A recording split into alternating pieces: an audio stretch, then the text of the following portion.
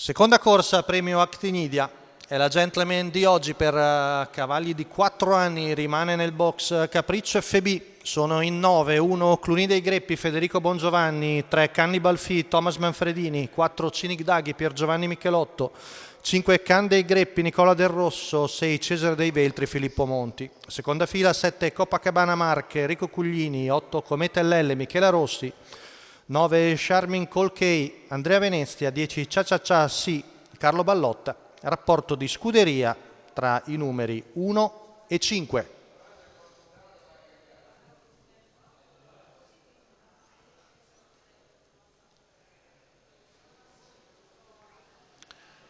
Stacco della macchina, velocissimo, Cinic Daghi prende il comando davanti a Cluny dei Greppi. Poi vediamo all'esterno Can dei Greppi, è partito piano Cesare dei Veltri. Cavalli sulla curva, vediamo le scelte tattiche di PG Michelotto.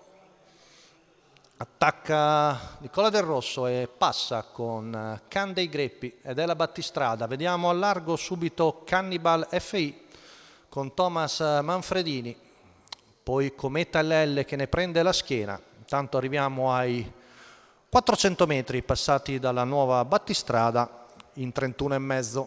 Ritmo ora abbastanza blando con in vantaggio Can dei Greppi, Nicola Del Rosso, seguito da Cinic Daghi, Cluny dei Greppi e Copacabana Marche. Questo è il treno interno con in coda Charmin Colkey, mentre all'esterno guida tanto 48,2 i primi 600 metri, guida la fila esterna, il numero 3 di Cannibal Fee, seguito da Cometa LL, poi Cesare dei Veltri in terza pariglia, passaggio davanti alle tribune, frazione in 15,7, 1,4 scarsi il primo giro, sempre in vantaggio Can dei Greppi su Cinic Daghi, Cannibal Fee prova a spostare Cesare dei Veltri ma trova l'anticipo di Cometa LL, poi Cluny dei Greppi sempre terza alla corda, chilometro in 1,19,9, ha viaggiato di conserva Nicola Del Rosso con Can dei Greppi, ora prova all'allungo con sempre Cinic Daghi seconda alla corda su Cannibal Fee, ancora tonico all'esterno, retta di là passata in 14,9,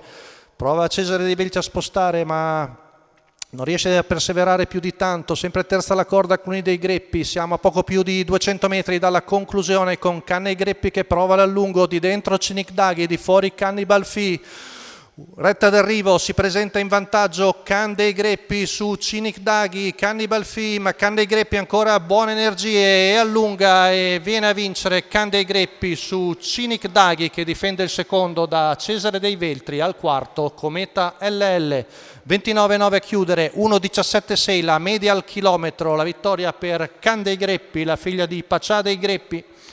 Cavalla fatta in casa per la scuderia di Nicola Del Rosso che guidava oggi la cavalla che va a corso anche martedì a Firenze. Il training è sempre quello di Roberto Biagini in percorso di testa Can dei Greppi alla seconda di Bologna.